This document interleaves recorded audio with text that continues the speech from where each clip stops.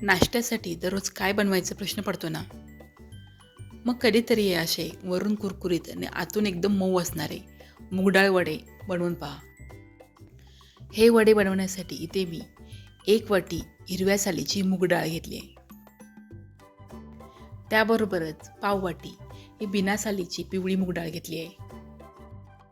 आता ह्या दोन्ही डाळी स्वच्छ धुवून आपल्याला कमीत कमी 3 ते 4 तास भिजत ठेवायचे.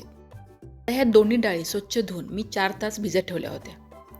आता बघा, ह्या दोन्ही डाळी अगदी व्यवस्थित भिजल्या आहेत. आता ह्या डाळीमधलं पाणी काढून घ्यायचं आणि डाळ अगदी व्यवस्थित निथळून घ्यायची आणि मग ही मिक्सरला आपल्याला बारीक करून घ्यायची. पण जेव्हा आपण मिक्सरला हे बारीक करणार आहोत तेव्हा त्यामध्ये अजिबात पाणी घालायचं नाही आणि डाळ अगदी जाडसर वाटून घ्यायची, त्याची एकदम बारीक पेस्ट बनवायची नाही.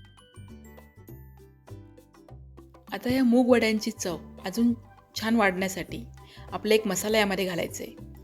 तो आधी मसाला बनवून घेऊ.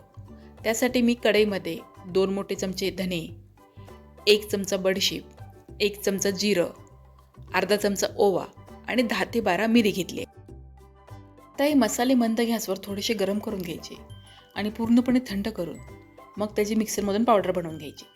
आता ह्याची पावडरही बनवताना ते एकदम बारीक पावडर बनवायची नाही, ती थोडीशी जाडसर ठेवायची. इथे मी जाडसर असा मसाला वाटून घेतला आहे. आता ही मसाल्याची पावडर डाळीच्या मिश्रणामध्ये घालायची. त्याबरोबरच बाकीचे मसाले आपल्याला यामध्ये घालायचे. त्यामध्ये अर्धा छोटा चमचा हळद, छोटा पाव चमचा हिंग, 2 ते 3 बारीक चिरलेली हिरवी मिरची, 1 चमचा किसलेलं आलं आणि 1 मोठी वाटी बारीक चिरलेला कांदा घातला आहे. त्याबरोबरच बारीक चिरलेली कोथिंबीर आणि सगळ्यात शेवटी चवीनुसार मीठ घातलं. आता हे सगळं छान हाताने एकत्र मिसळून घेतलं म्हणजे मसाले आणि डाळ सगळं एकजीव होईल. हे मूग वडे बनवताना आपण पाण्याचा अजिबात वापर केला नाही आहे.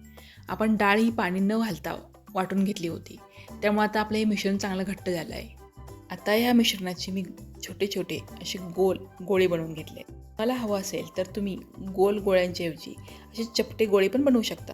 हे गोळे बनवताना हाताला थोडंसं पाणी लावायचं आणि मग गोळे बनवायचे, म्हणजे डाळ हाताला चिकटत नाही.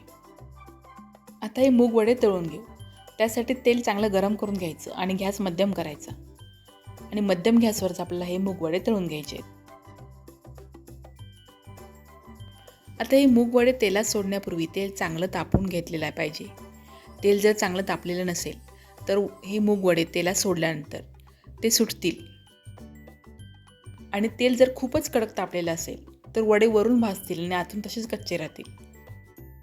त्यामुळे तेलाचं तापमान मध्यम गरम असायला हवं.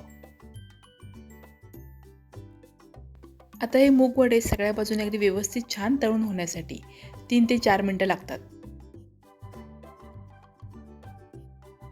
तुम्ही बघू शकताय वडे किती छान फुललेत आणि त्याला मस्त असं सोनेरी रंग आलाय.